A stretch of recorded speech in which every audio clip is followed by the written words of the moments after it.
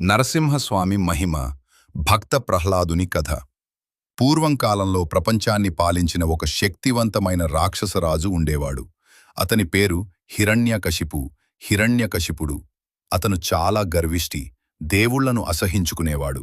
అతని తమ్ముడు హిరణ్యాక్షుడు. ఒకప్పుడు మహావిష్ణువు అతన్ని సంహరించాడు. అందుకే హిరణ్యకశిపుడు విష్ణువు మీద చాలా కోపంగా మారాడు. హిరణ్యకశిపుడి తపస్సు. హిరణ్యకశిపుడు ఒకరోజు ఇలా అనుకున్నాడు, నేను దేవతల కన్నా శక్తివంతుడిగా మారాలి.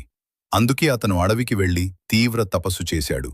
చాలా సంవత్సరాలు తపస్సు చేసిన తరువాత బ్రహ్మదేవుడు ప్రత్యక్షమయ్యాడు. బ్రహ్మ ఇలా అడిగాడు, హిరణ్యకశిపుడా, నీకు ఏ వరం కావాలి? అప్పుడు హిరణ్యకశిపుడు చాలా తెలివిగా ఇలా అడిగాడు, మనిషి చేత కూడా చనిపోకూడదు, జంతువు చేత కూడా చనిపోకూడదు, పగలు కూడా కాదు, రాత్రి కూడా కాదు, ఇంట్లో కూడా కాదు, లో కూడా కాదు, బయట కూడా కాదు, భూమిపై కూడా కాదు, ఆకాశంలో కూడా కాదు. బ్రహ్మ ఆ వరం ఇచ్చాడు. ఆ వరం వల్ల హిరణ్యకశిపుడు చాలా గర్వంగా మారాడు. ప్రహ్లాదుడి జననం కొంతకాలానికి హిరణ్యకశిపుడికి ఒక కుమారుడు పుట్టాడు. అతని పేరు ప్రహ్లాదుడు. ప్రహ్లాదుడు చిన్నప్పటినుంచే విష్ణువు మీద గొప్ప భక్తి కలిగినవాడు. అతను ఎప్పుడూ ఇలా జపించేవాడు, ఓం నారాయణాయ నమః. ఇది చూసి హిరణ్యకశిపుడు చాలా కోపపడ్డాడు. అతను ఇలా అన్నాడు, నేనే దేవుడిని, విష్ణువు కాదు.